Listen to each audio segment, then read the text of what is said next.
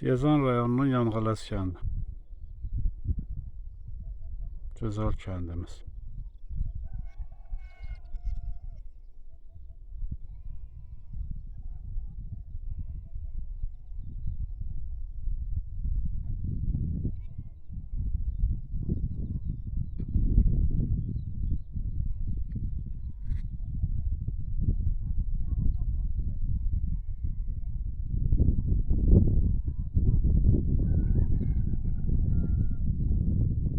Qaragöz kəndi.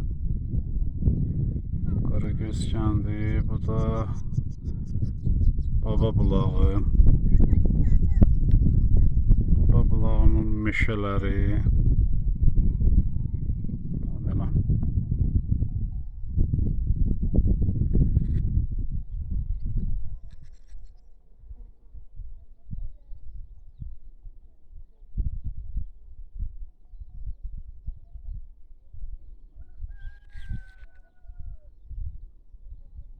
Bu Dübrar dağı.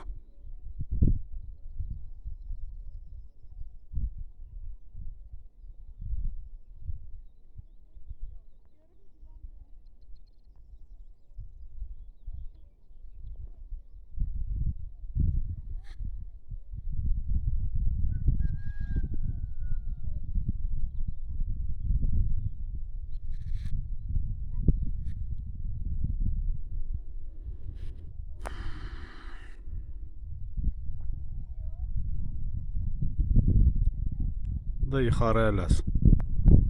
Özü də görsənməzsə, bax belə qarşı tərəfdə bax o dağın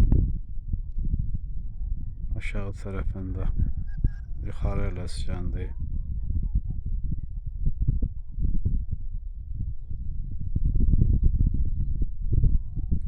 Yuxarı Ələs kəndi. Bu da yeni yolumuz. Allah kömək olsun. Çəkənin, düzənin, qoşanın. Rahat gəlirik, gedirik. Bu yol üçün atalarımız, babalarımız o qədər həsrətlə, özümüz o qədər bu yollarda qalmışıq. Bax belə körpüdən çıxan yol. Bu Siyezan tərəf bax. Siyezan.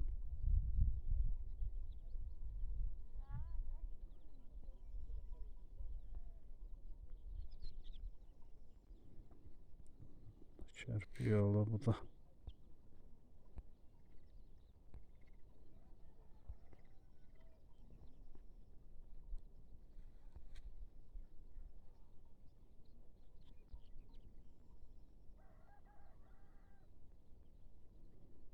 Bu da yenə növbəti. Yenə bir qruq. Hər tərəfi çəkdim. Bax, Mönkü dağı. Güclü yağış yağıb biraz bundan qabaq.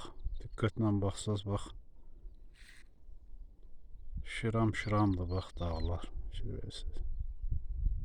Bu da belə Yanıq Ələs.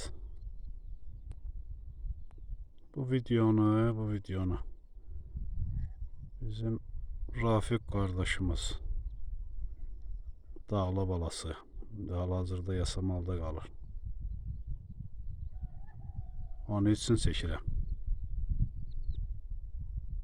Buradan Rafiqə də çoxlu salamlar olsun. Və bu kəndin köhnə, indiki yaşayan, köhnə gələ bilməyən, ürəyi burada olan bütün sakinlərinə kim baxacaq? Allah hamının köməyi olsun. Gəlsinlər bax belə. İndi Allah'a şükür yolumuz var. Gəlsinlər, baxsınlar. Qəşəng yerlərimiz var. Kəndin də yeməli qəşəng yaşıl vaxtıdır. Bax, burada da ki, bax, belə yaxşı inəklər, danalar da var. Bax, bunlardan bir vəhşi mallardır bunlar. Yəni, heç nə bilir, burada elə otlayırlar, yatırlar. Kəssinlər bunlardan, yesinlər. Keyf eləsinlər özləri üçün.